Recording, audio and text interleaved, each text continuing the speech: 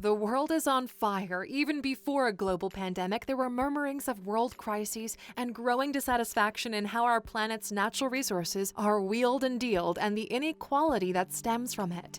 We decided it was high time we took a look at the big, the bad, and the ugly challenges we are currently facing because we know that Aluxers don't shy away from the tough stuff.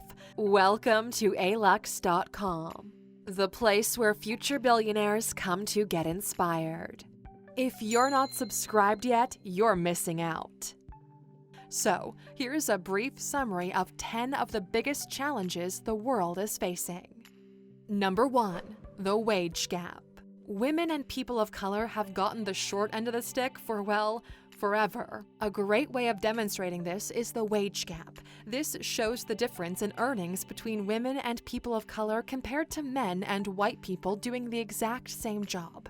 The U.S. Census Bureau data from 2018 revealed that women of all races earned just 82 cents of every dollar a male earned in the same job.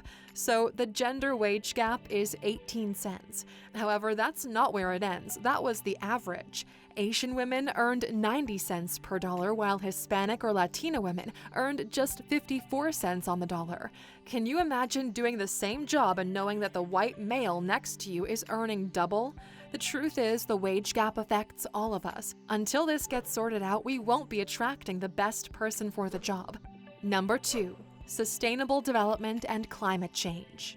There's no question about it. Development is here to stay. Since the dawn of the Industrial Revolution, no one has been under the disillusion that we would all revert to pre-modern living and run off and live in caves as hunter-gatherers. What you see is what you get. But because we got here without much of a roadmap, more like an impoverished approach similar to playing a game of Jenga, move things around and just hope for the best. How we got here has left much damage and destruction and a lot of instability for our planet's balance through habitat destruction and use of fossil fuels. Now, future generations are left with the challenges of whether they can undo the damage or find a way to live within an ecosystem that is no longer sustainable. Number 3. Health crisis management. The spread of COVID-19 cast a light on our preparedness, or rather, lack of preparedness, to face a global health crisis. It showed how fragmented the scientific community is and how dangerous bad reporting can be. Now the world faces the next challenge of producing and rolling out a vaccine and how we will learn from this pandemic to prepare for the next one. Number 4. Water scarcity. In 2019, the World Economic Forum listed water scarcity as one of the largest global risks in terms of potential impact over the next decade. So, what is water scarcity? It's the lack of fresh water resources to meet the standard water demand. What causes water scarcity is any number of things, like droughts, lack of rainfall, or pollution of water sources. You're probably asking, but there is water, right? Actually, only 0.014% of all water on Earth is accessible and fresh. Then there's 97% that is salty, and less than 3% remaining that is fresh but difficult to access. This makes water the new oil in terms of resource mining, and the one with water will hold the chips. Number 5. Food waste and food security. To keep up with population growth, we have to increase global food production by 60% in the next 30 years. However, 30% or more of the food we produce today is wasted. This can be at the production stage, but also at retail and consumer levels where food is thrown away. The problem isn't only world hunger, it's a more vicious cycle than that. Food waste has a steep environmental price. The effect of dumping all that waste makes a big impact on climate change. Just processing wasted food in landfills adds 3.3 billion tons of carbon dioxide to the atmosphere. This climate change makes it harder to produce more food and makes food harder to secure in more vulnerable and developing countries. Global food wastage costs about $2.6 trillion per year. That includes $700 billion for environmental costs and $900 billion on social costs. Number 6. Unemployment. The Organization for Economic Cooperation and Development, or OECD, has put the global unemployment rate at 7.7% in July of 2020, which is a slight improvement from 8% globally in June of 2020. Since the COVID pandemic has set the world into shutdown and slowed the economy, unemployment rates have risen steadily as the world goes into a global financial depression. However, there are strong regional differences. In Europe, unemployment averages sit around 7.5%, while Japan is around 2.8%.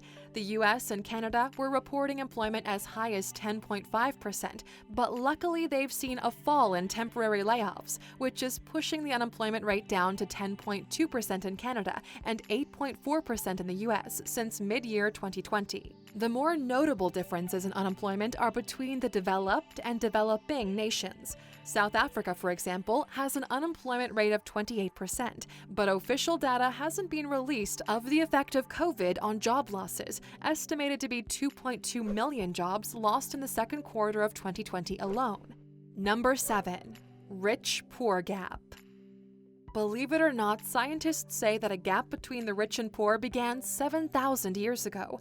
When the ox-drawn plow hit the farming scene, the class system was born. It was driven by the fact that suddenly land became more valuable than people. This is the moment that society became divided between rich landowning families and poor landless families. Now, this might have been accepted in early society where the golden years of one's life were 40, but in a more evolved moral society, it is fundamentally flawed to have such a disadvantaged population serving one with excessive wealth, and the disparity is not reserved for the developed world. Rich people are living longer, while poorer groups of people have a lower life expectancy than their parents' generation. Think about that for a minute. Number 8. Energy production versus energy consumption. Energy is a big challenge. How to mine it, how to harness it, store it, and distribute it are what have started and ended wars.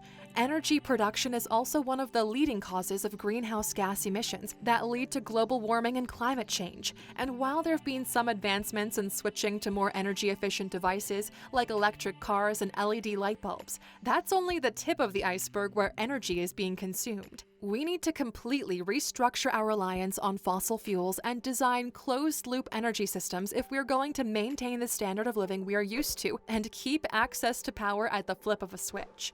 Number 8. Education. Education as we know it has taken a massive shift since the onset of the global COVID-19 pandemic.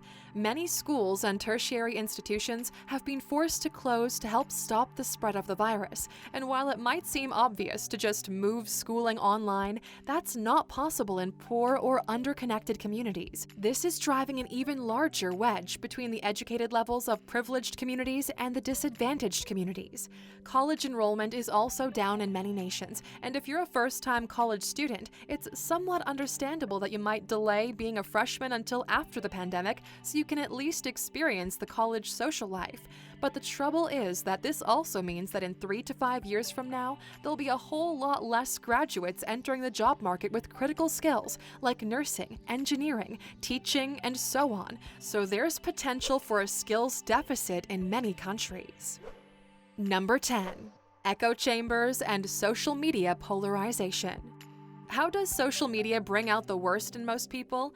Well, there was a short-lived period where we were all using it to raise funds and buy a house for a homeless guy, but now it's become an acidic environment of cancel culture and immense trolling of anyone with a different opinion. And how did we come to have such flaming hot opinions we needed to set social media ablaze?